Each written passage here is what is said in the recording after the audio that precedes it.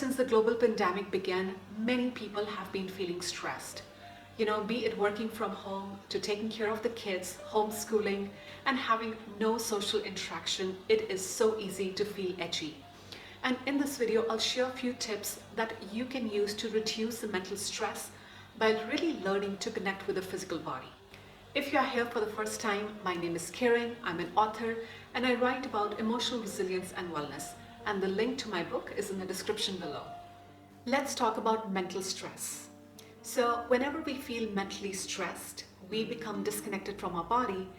Why? Because we start to live in our head because we are trying to figure things out.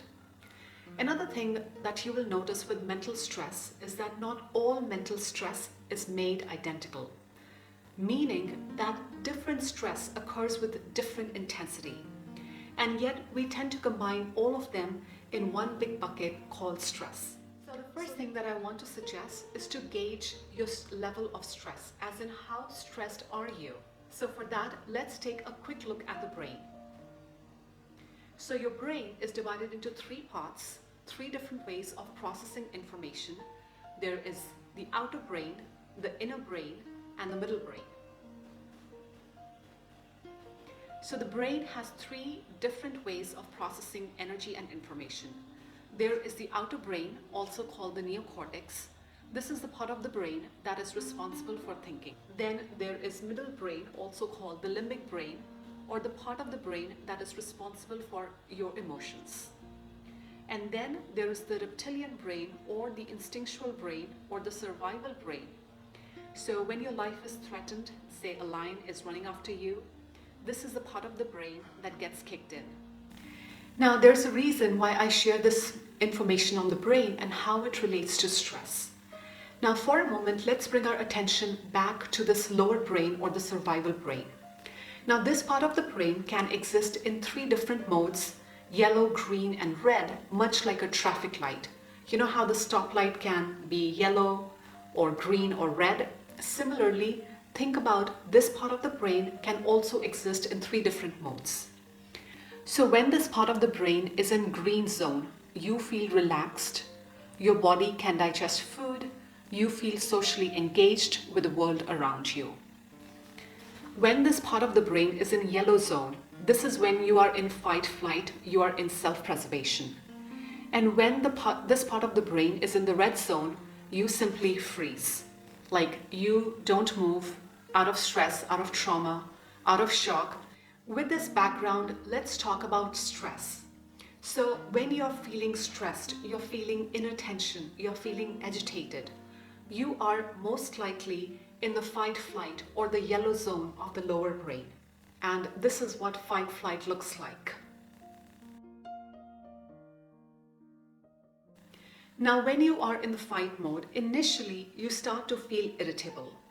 And if the situation that caused irritation lingers on, you start to feel anger. And if the situation is still not addressed, eventually you start to feel rage. So on a scale of 1 to 10, with 1 being the least amount of stress and 10 being the highest amount of stress, I think most of us would agree that feeling irritable is more like 2 on a stress level.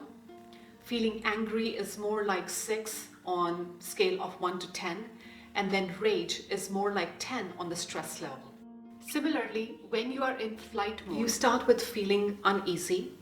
Eventually that turns into feeling anxious, which eventually turns into feeling panic. And again, if we could gauge these feelings on a stress level, feeling uneasy would be on the lowest bar and feeling panic would be on the highest stress level. So the first step in learning to handle your stress is that you learn to do self-assessment of your stress levels. Are you more on the side of low stress levels or high stress levels, or somewhere in the middle? Like I recently did this exercise, and what I noticed was that every time I skipped my meditation or watched too much television or had conversation with certain people, I would easily become edgy, sometimes even anxious. And with the exercise we just did, it is safe to assume that just by doing those activities, my stress level was more like 5 to 6 on a scale of 1 to 10. And by doing this exercise, it was the first time that I really became present to what activities, what situations, what people trigger me. And if this feels in resonance, I would really invite you to do a similar self-assessment where you ask yourself, like, when am I most stressed? And what is my stress level for each of those things? Like, when you live with a difficult person, or you have a very demanding boss, or you're concerned about your basic needs being met, it is very easy to feel stressed in all those situations. And when you are stressed, you are automatically in the fight-flight mode. So one side caveat that I want to add is that, when you're feeling stressed, it is not the time to make decisions. Because when you are stressed, you're not using all of your mental faculties. You are not using all your senses. You're not using all of your body. Remember, I said we are disconnected from our body when we are stressed. So when you have a decision to make, wait for the stress to come down and then make a choice. Now, your physiology has a deep connection with the stress that you feel. Meaning, when you are mentally stressed, you are also physically stressed. Like when your stress levels are consistently on a scale of 6 to 7, you will notice that your adrenal glands will feel exhausted, your nervous system will feel tired, overloaded, and sometimes even fried. You will notice that perhaps you easily gain weight, you feel moody, and those sorts of things. And in a way, if we really pay attention, our modern lifestyle is designed in such a way that we are literally stuck in that yellow zone, in that fight-flight zone. So it's like we don't even know what it means to feel totally relaxed in our body. So one of the best ways to counter stress is to really connect with the physical body. So when you are stressed, remember one of the things I shared early on was that you're stuck in your head. And really the task is to ground back into the body. And how do we do that? So half of the work is just you being consciously aware that you are stressed. Because so many times we override these stress signals rather than asking them like why they are there.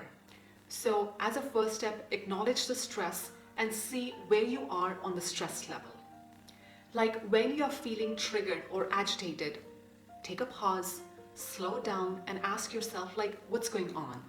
Like what just happened? Has it happened before? What is the situation? Have I been in this situation before? And just by answering these simple questions, you will be amazed at the kind of clarity that you will get.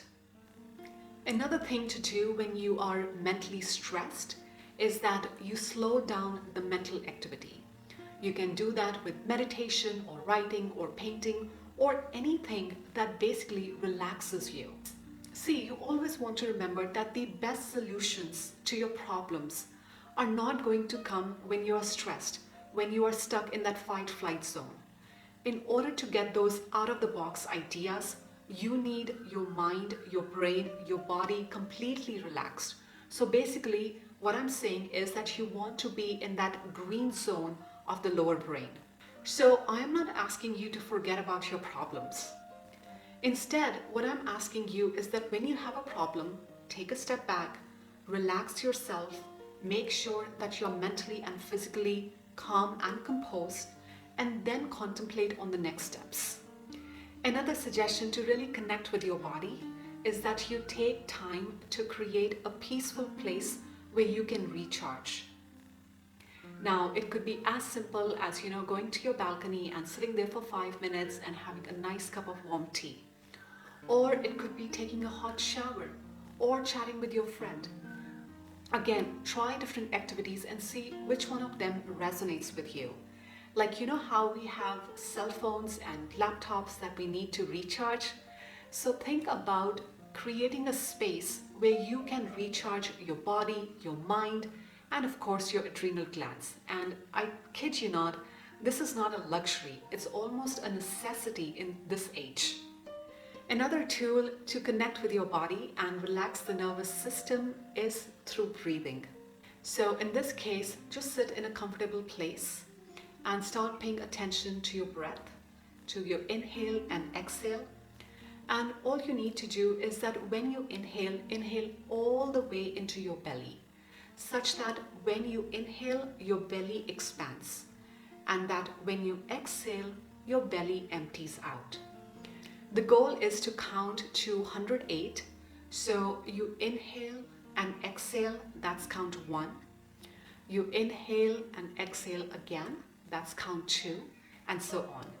But while you are doing this, if your mind starts to wander and you start to think about other things, so you start all over again from count 1.